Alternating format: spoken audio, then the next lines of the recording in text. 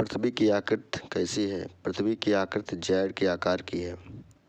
सूर्य के विद्युत चुंबकीय विकिरण की लघुत्तम तरंग लंबाई से विशिष्ट तरंग लंबाई का सही क्रम बताइए।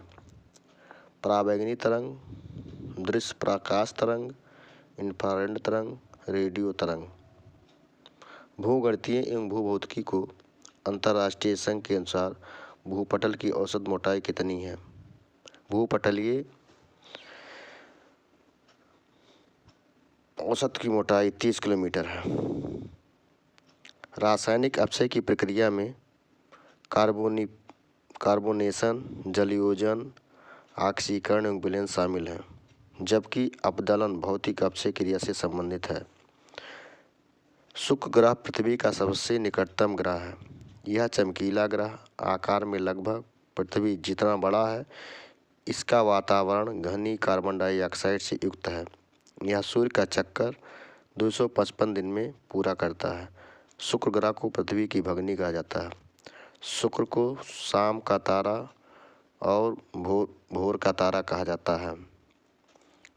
मोहरों विशिक असततता प्रॉपर्टी और ऊपरी परिवार के बीच सीमा का निर्धारण करती है। रासायनिक अपक्षय की ऑक्सीकरण प्रक्रिया लोहे पर जंग लगने का प्रमुख कारण है। आग्नेय चट्टान रूपांतरित चट्टान, ग्रेनाइट रूपांतरित में नीस हो जाता है। बेसाल्ट का इम्फोबोलाइट, बालू पत्थर का क्वार्टजाइट, कोयला का ग्रेफाइट, स्लेट का शिस्ट का फाइलाइट। हरित गृह प्रभाव के प्रमुख स्रोत के रूप में कार्बन डाइऑक्साइड प्रमुख है। CFC ओजोन क्षरण के लिए उत्तरदायी गैस है।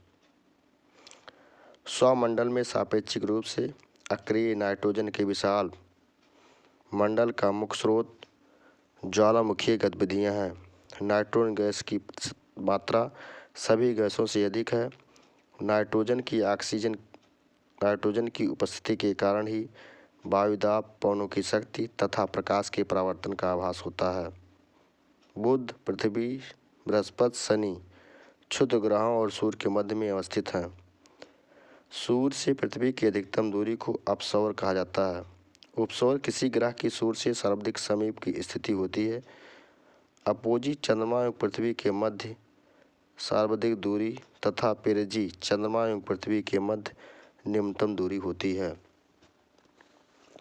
पारिस्थितिकी तंत्र में आहार पोषण पद सोपान क्रम में संपन्न होता है।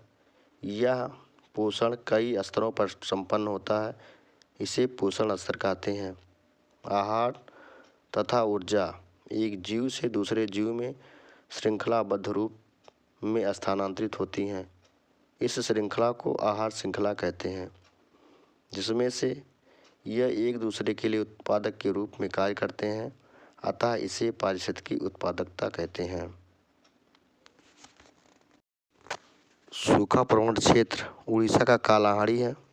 भूकंप प्रवण क्षेत्र गुजरात का कच्छ क्षेत्र, उत्तरांचल एवं पूर्वोत्तर के अधिकांश क्षेत्र शामिल हैं।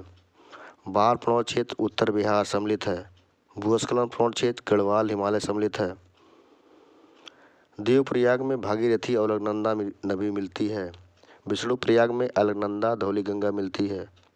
रुद्रप्रयाग में अलकनंदा और मंदाकिनी नदी मिलती है। कर्णप्रयाग में अलकनंदा और पिंडार नदियाँ मिलती हैं। ऊनी बस उद्योग जामनगर गुजरात में अवस्थित है। कोरबा एल्युमिनियम छत्तीसगढ़ के लिए प्रसिद्ध है। भारत का प्रथम जैवमंडल आरक्षित क्षेत्र नीलगिरी में स्थापित किया गया है। पश्चिमी घाट और पूर्वी घाट के मिलन बिंदु नीलगिरी को कहते हैं। कुदनकुलम तमिलनाडु में अवस्थित है। विश्व एवं भारत की सबसे प्राचीन पर्वत श्रेणी अरावली है, जो भारत में स्थित है। भारत के उत्तरी मैदानों में शीत ऋतु में वर्षा होती है। पश्चिमी विक्षोभ से उत्तरी पूर्वी मानसून से सबसे अधिक वर्षा प्राप्त करने वाला राज्य तमिलनाडु है। कृष्णा गोदावरी डेल्टा क्षेत्र भारत के धान का कटोरा कहा जाता है। पतरातू झारखंड में अवस्थित है। रामागुंडम आंध्र प्रदेश में अवस्थित है। सिगरेनी आंध्र प्रदेश में अवस्थित है। सिगरौली उत्तर प्रदेश में अवस्थित है। जोग या गरसोपा प्रपात शरावती नदी पर अवस्थित है। दूध सागर मांडवी नदी पर अवस्थित है। शिव समुद्र जलप्रपात कावेरी नदी पर अवस्थित है। दुदुमा जलप्रपात मजकुंड नदी पर बनाया गया है। पिग्मी जनजाति कांगो क्षेत्र में पाई जाती हैं। मसाई जनजाति केन्या एवं तंजानिया में पाई जाती है। टूटसिस जनजाति मध्य अफ्रीका में पाई जाती हैं। बुशमैन जनजाति कालाहारी रेगिस्तान में पाई जाती है। थारू जनजाति उत्तर प्रदेश का तराई क्षेत्र भारत में पाई जाती हैं। शेमांग जनजाति मलेशिया में निवास करती हैं। मसाई जनजाति पूर्वी अफ्रीका में निवास करती हैं। बद्दू जनजाति अरब प्रायद्वीप, यमन तथा अरब में निवास करती हैं।